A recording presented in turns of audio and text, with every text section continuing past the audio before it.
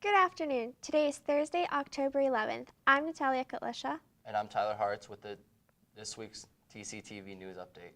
October 1st marks the one-year shooting since the mass shooting in Las Vegas. Shots were fired from a nearby hotel room window during Jason Aldean's performance at a music festival, killing 58 people and injuring over 1,000. This incident is known as the deadliest mass shooting in American history. To honor this horrific event, country music stations around the nation played a moment of silence in honor of the victims. 2 cases of the West Nile virus were reported in Connecticut. The patients are between 60 and 79 years old and live in Fairfield and Newington. Both were put in the hospital since last July with encephalitis, which is the inflammation of the brain. One of the patients is still at the hospital as of Friday. West Nile virus is spread through mosquito bites. Some tips that can help reduce mosquitoes from around you include eliminating standard water situations, use CDC recommended repellents, and wearing tight woven clothing. Residents in Colorado will be able to vote on whether to approve setbacks for the oil and gas industry that can make most of the state off limits to new fracking operations. It is one of many environmental questions being put on the state ballot this year. It mirrors a clash between the industry that has built Colorado into a top 10 oil producer within the country. Director of the Colorado Sierra, Jim Alexie, said industry is hitting a saturation point. This is good, but why are you putting it next to a school? If approved, this would be the first time in the United States that voters stopped fracking operations. A car explosion in Allentown, Pennsylvania claims the lives of 3 people. The explosion happened around 9:30 p.m. Saturday night. Authorities say that it was a criminal event and are still investigating the situation along with the FBI and the Bureau of Alcohol, Tobacco, Firearms, and Explosives. It is believed that the perpetrator was killed in the incident. The cause of the blast has yet to be identified. We fell in love since President Donald Trump when talking about his corresponding messages with North Korean leader Kim Jong-un. During Trump's speech at a rally in Wheeling, West Virginia, the president confessed his love for the dictator in front of a crowd of thousands. North Korean feelings, however, are not so mutual. Foreign Minister Ri Yong-ho responded to Trump's declaration of love by stating that the country does not plan to dismantle its nuclear weapon program unless trust-building measures are taken. A Border Patrol officer accidentally set a forest ablaze. Patrol Officer Dennis Dickey wanted to do a cute gender reveal and instead caught 45,000 acres on fire. Dickey pleaded guilty and is sentenced to 5 years in jail and is required to pay $8 million restitution to U.S. Forest Service. This is not the first time that a gender reveal went wrong, and this will not be the last time. Alexa, play TCTV. Amazon is launching new products that are Alexa-enabled. The products range from kitchen appliances to home security systems. Some of the kitchen appliances are refrigerators, microwaves, coffee pots, and many more. They even have a security system that is activated by saying, "Alexa, I'm leaving." The idea for the smart appliances started in November 2014. Amazon is looking to charge $60 for one of the microwaves. When we return, sports, entertainment, and more.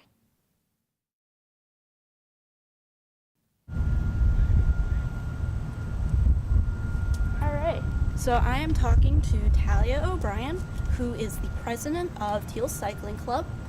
And today I'm going to be asking her, what does Thiel Cycling Club do? Right, so hi Bella. Hey. Thiel Cycling Club is a student-run organization with the help of our advisor Martin Black.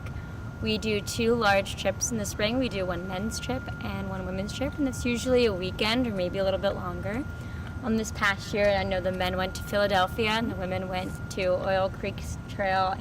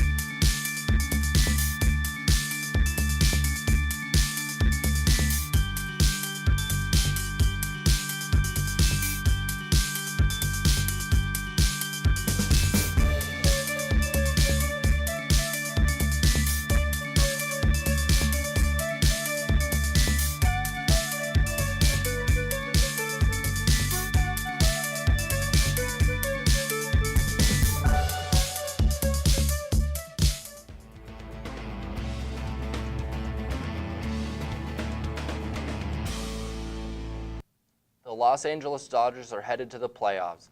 The Dodgers beat the Rockies in a tie-break game 5-2. With this win, the Dodgers earned their sixth consecutive National League West Division title. The Dodgers finished the season 92-71 as the MLB playoffs start the Dodgers. The Dodgers will face the Atlanta Braves for Game 1 of the Division Series at Dodger Stadium. The Braves finished their season 90-72 atop the National League East Division. Steelers All-Pro running back Le'Veon Bell is set to make his return during the team's bye week. Bell has been sitting out this season due to contract issues with the team. The Steelers and Bell have been struggling to agree on a contract since last season. Now the team has been talking about trading the running back at the end of the season. If Bell plays the last 10 games of the season, he will be able to become a free agent before the 2019 season. The Thiel Tomcats football team lost their fifth straight game, 24-21. Junior signal caller Marko Bakovic had 15 completions, passing for 133 yards and 2 touchdowns to sophomore Josh Page and senior Alex Porcho. Senior defensive end Cody Wagner recorded 12 tackles in the game, 1 tackle for a loss and a half a sack. The Tomcats are on the road this weekend as they travel to Latrobe to take on the St. Vincent Bearcats. Kickoff is at 1 p.m. The Thiel College women's volleyball team traveled to Geneva this past weekend to face off against both Geneva and Waynesburg. Thiel would begin the night falling to the Golden Tornadoes by a score of 3-0 before winning the following game against Waynesburg. Senior Macy Jordan collected 3 blocks and senior Peyton Allen racked up 15 digs. Freshman Morgan Herda had a match-high 6 aces. Wow! Tomcat freshman Courtney Grubbs would contribute with 27 assists. The Tomcats improved their record to 8-12 on the year and 3-5 in conference play. The Thiel College women's tennis team has a new face this year. The new face belongs to head coach Gabriella Aborn. The first-year coach comes from Westminster and enters the mid-season. The young coach is excited to get the Tomcats back to their competitive ways and have the team make a good run in the President's Athletic Conference Championship.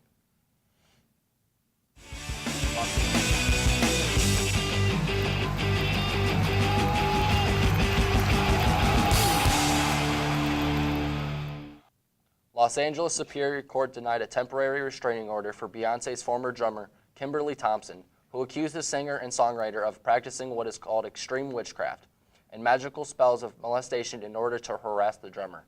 Thompson also accused Beyoncé of killing her pet kitten. Thompson's temporary restraining order request was denied. A restraining order hearing will be held on October 11th. MTV reality star Jenny J. Farley has filed for divorce from husband Roger Matthews, citing irreconcilable differences. She claimed that her marriage to Matthews has been on the rocks for 6 months. J-Well has asked for primary residential custody of her 2 children and asked that Matthews pays child support and provide health care and other funds.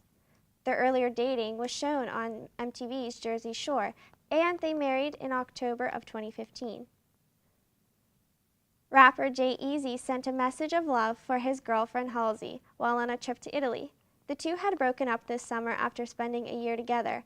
However, it seems that these two cannot leave each other alone, as they have been shown PDA on stage, as well as on Instagram. While on their trip, G-Eazy posted photos on Instagram leaving this sweet message. Happy birthday to this one. I love you so, so much, and I always will. Cary Elementary School is finally reopening after students have missed 5 days of school. The school was forced to close after mold was found in 3 different classrooms.